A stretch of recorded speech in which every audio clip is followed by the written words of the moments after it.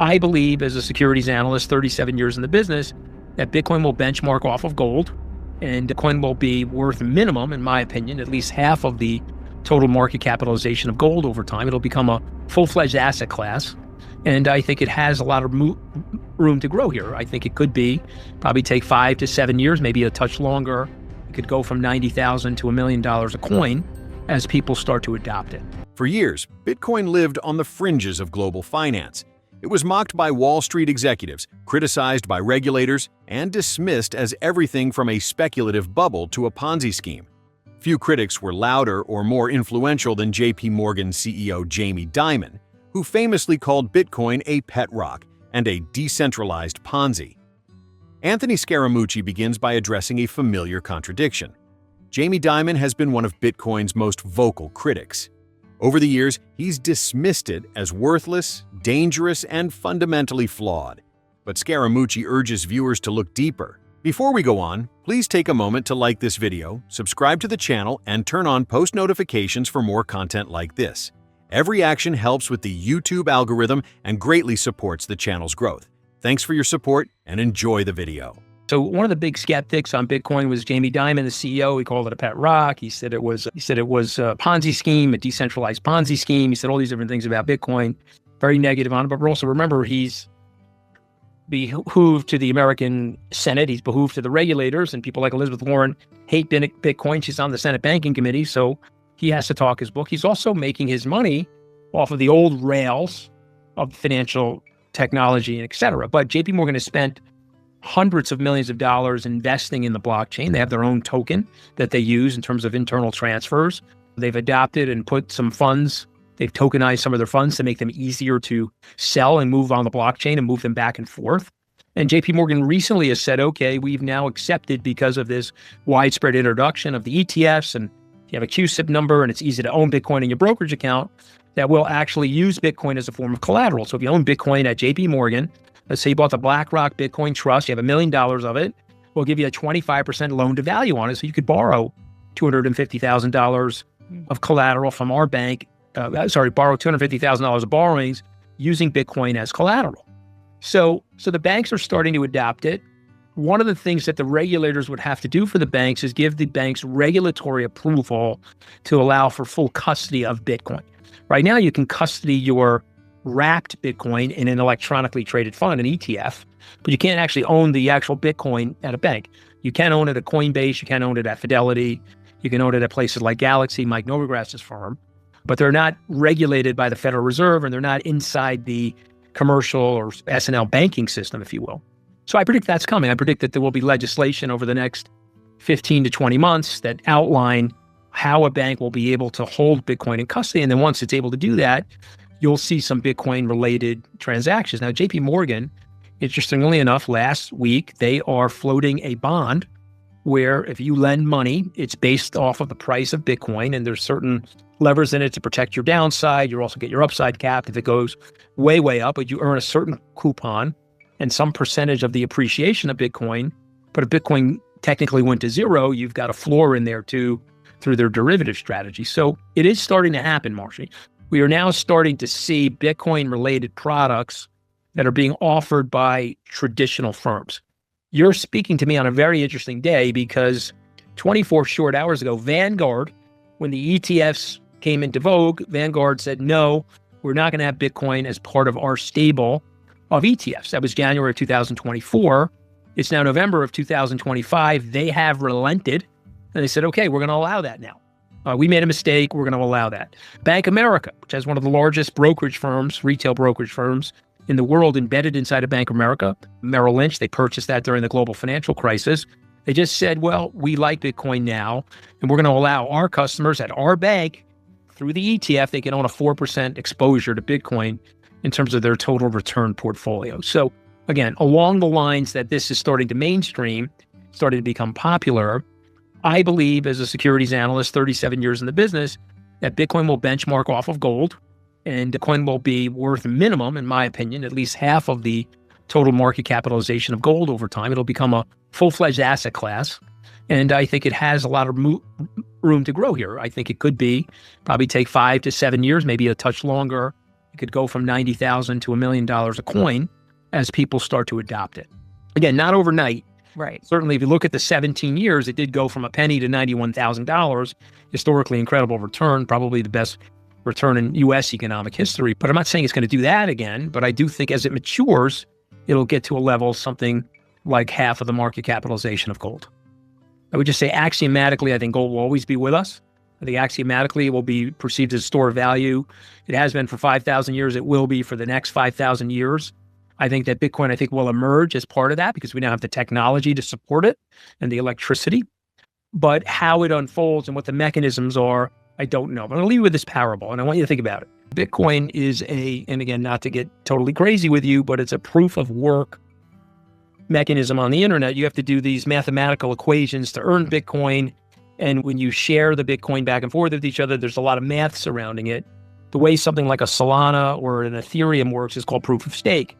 Everybody puts up their stake on the internet, and then the transactions are verified through that staking process. And so that's a faster way of doing it. It's less costly, and it uses less electricity, and you can get a lot of transactions through the pipe very quickly if you're using proof of stake versus proof of work. And so a group of computer programmers got a look at Bitcoin and said, wow, this thing is fascinating. This guy named Vitalik Buterin said, Bitcoin's fascinating. I'm a big Bitcoin person, but I think we can develop a different technology on the blockchain. He called it Ethereum, and we could use it to create a tokenized world where we can actually take contracts. We can have a layer one technology and then put an additional layer on it, a smart contract, and we can run it over the rail system of Ethereum or Solana. Basically, something like Solana or something like Ethereum, what you can do is you can tokenize things. So instead of me having a stock with a CUSIP and say, I want to sell my stock to you, well, it's got to go through 7 different agents and a DTC before it transfers into your account. Now, when I got in the business, that was trade day plus 5 days, took a very long time. And now it's trade day plus 1 day. But if we did it over the blockchain, we could do it in a few minutes.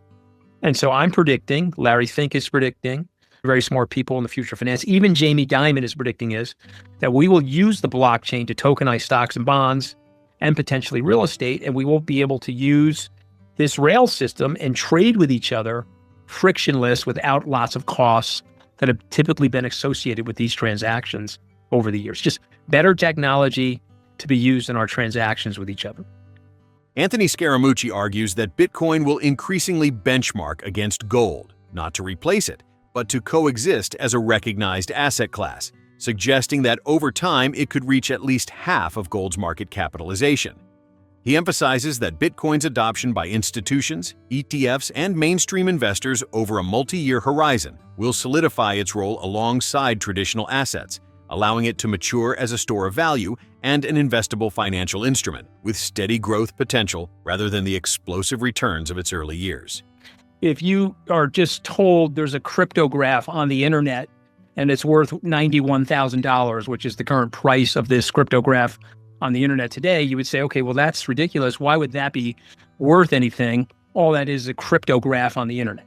Okay, so let's start with that. That's with my original skepticism. It took me, I'm embarrassed to admit this to you, Marcia, it took me 10 years to go from that point of view to the point of view that I have now. So I didn't really understand it. I had a presentation made to me when Bitcoin was like $60, poor me. I didn't understand it. I walked away from it. I had another presentation in 2014. It was at $1,000, poor me, didn't understand it. By 2017, I was like, okay, this is the third bell ringing for me. I better at least answer the call and start doing homework. So I'm going to answer it now because I think it's very important to understand if you're a skeptic out there listening to Marcia's podcast, believe me, I completely understand your skepticism. And now I'm going to try to take you through my Odyssey to where I am today, which is a Bitcoin enthusiast and a general blockchain enthusiast. And so what I would say to you is what these cryptographs actually are, they're a fully transparent spreadsheet. And what that is and why that's important is the way we tabulate income, the way we tabulate wealth since the Medici times is through a spreadsheet. And so your bank, as an example, is a spreadsheet. There's assets in your account. Let's say that I'm a car dealer. You want the car. You lower the assets in your account on the spreadsheet. The assets go up in my account. I deliver you a car. So to really understand how we circulate money and how we do transactions, money is just a technology, Marcia, that we're using between each other so that we don't have to barter. and we pick something that we like or we pick something that we trust. And we've typically gotten that from a third party. And in this case, it would be the government. And so let me keep going because I think this is important because it's essential to this whole thesis, understanding money, what the concept is of money. And so Neil Ferguson, in The Ascent of Money, his book on the history of money, he gives us the things that we attribute money to. It's got to be scarce. It's got to be something that we both trust. It's got to be typically because we don't trust each other as human beings. It has to come from a trusted third party. And if you go throughout history, it could be wampum. It could be a seashell that's rare. It could be a gold or silver coin with an emperor's imprimatur or their face on the coin. It's something that we use as a token to exchange with each other in lieu of bartering. And so when you step back and think about it that way, all of a sudden this cryptograph on the internet is actually perfect money. Why is it perfect money? It's a hardened, fully transparent, fully distributed spreadsheet. We don't need a third party to transact with each other because we have hundreds of thousands of third parties that are verifying the transaction. So if I want to send you value, Martha, I ask for your address on the internet, and then I send you this cryptographic code. My digits go down, your digits go up. 180,000 nodes on the internet verify the transaction, and we have a fully permissionless transaction without a third party. So that's a very unique thing because throughout history, Marcia, we've always transacted using a third party. Let me give you an example. I'm going to go buy your house. Okay, well, you're going to send me wiring instructions. That's going to go to my third party bank. I'm going to send it to your third party bank. You're going to get verification from that bank, and then you're going to hand me the deed. But over the internet, using the blockchain, I can prove to you that the money left my account and ended up in your account. It's fully verified, can't come back to me.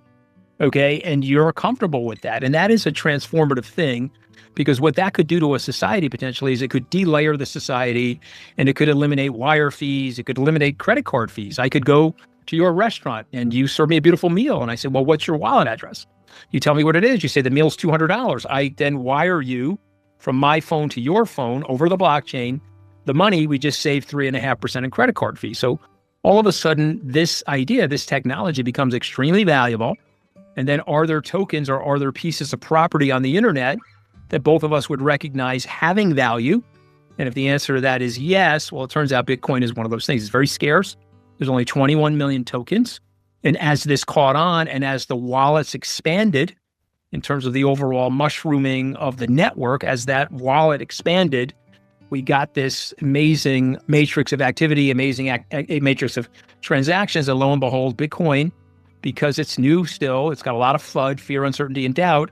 It goes up like this, but if you step back, it's generally gone way up since its inception. It started at a penny, it's now $91,000. It started at a half a penny. And so it's hardened money. It's a technological gift due to math and science that we now have on the internet. Scaramucci admits it took him 10 years to understand Bitcoin. He first encountered it at $60, then $1,000, then again in 2017. Each time, he ignored it until he couldn't anymore. His message to skeptics is simple. Your doubt is understandable, but dismissing the technology entirely may be a costly mistake.